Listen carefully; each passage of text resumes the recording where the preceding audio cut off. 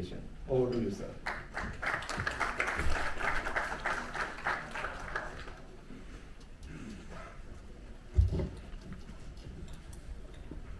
Morning, friends. Pleasure to be here today with the PhD Chamber on this very important summit that is being organized, the 9th Global Aviation and Air Cargo Summit, with the topic very important and very topical issue that is being discussed in the summit on scaling new horizons and trends for future sustainable growth. Seated with me on the dais, Shri Saket Dalmia, President of the PhD CCI, Mr. Vipin Vora ji, my colleague in the government, Sumitra Daura ji, Shri Michael Jain, Shri Saurabh Sanyal, Dr. Jatinder Singh. Thank you for inviting me here.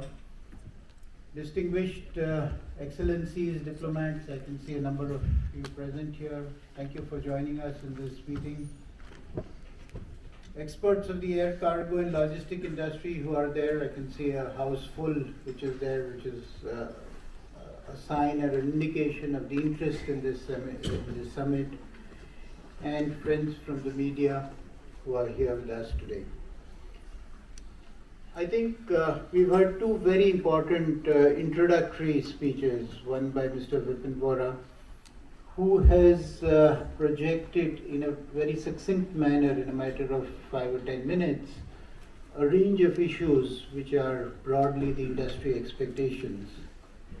We've also had a very good presentation by Sumitra Daura, who is a veteran in this area in which she has spoken, and has explained about the efforts being made by the government towards creating ease of doing business and reducing logistics costs. I will be focusing more on the aviation side today, and while I have a prepared speech, I think it will be appropriate that I just speak on a few points which I would request all of you to take away from my presentation.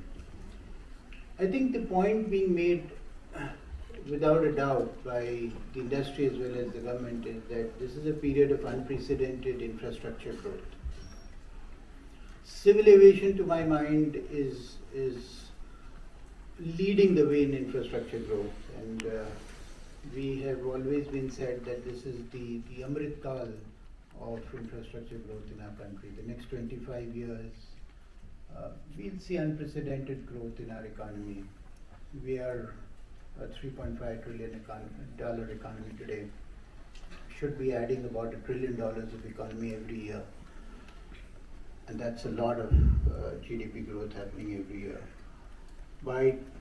We've got a vision document for 2047, and we estimate that we should reach about $32 trillion by 2047, another 25 years. That is unprecedented. If I was to talk of my sector, the aviation sector, last couple of years, last decade, we've seen unprecedented growth in airports. Doubled, the number of airports have doubled.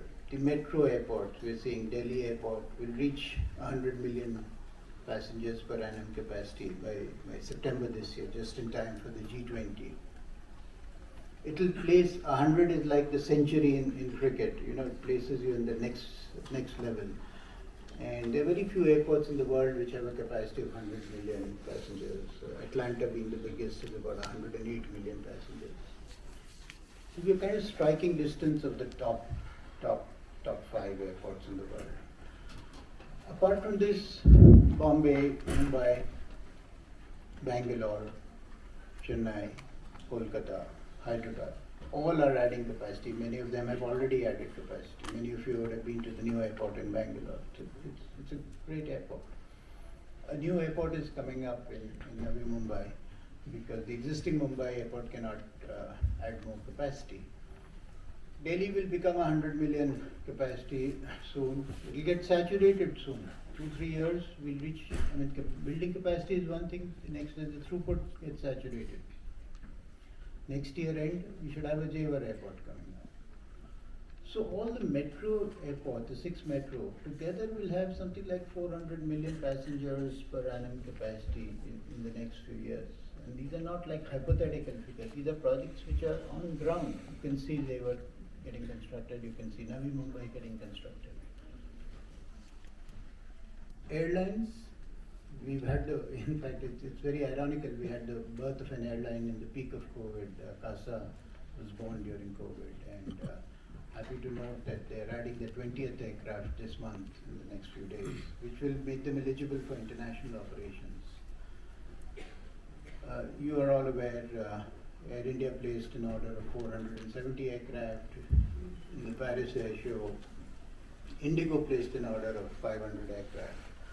So, 1,000 aircraft under order globally. Both the OEMs, Airbus and Boeing, find it difficult to meet the supply actually. Demand is there, supply is not there, and we talk of recession. So it's crazy. So that India is the only global powerhouse which is surging on demand. Surging on demand. We read about Pratt & Whitney engines. Engine manufacturer is not able to supply engines. Demand is there. People are putting money on the table, but the manufacturer is saying, sorry, I don't have the engine. So that's the kind of growth we're driving. So that's one end of it, the big aircraft, the big airlines. Small aircraft and small fixed-wing aircraft and rotary-wing helicopters is another area. Yesterday we had a summit in Khajuraho, focused entirely on small aircraft and helicopters. So the point that I want to leave with you is that this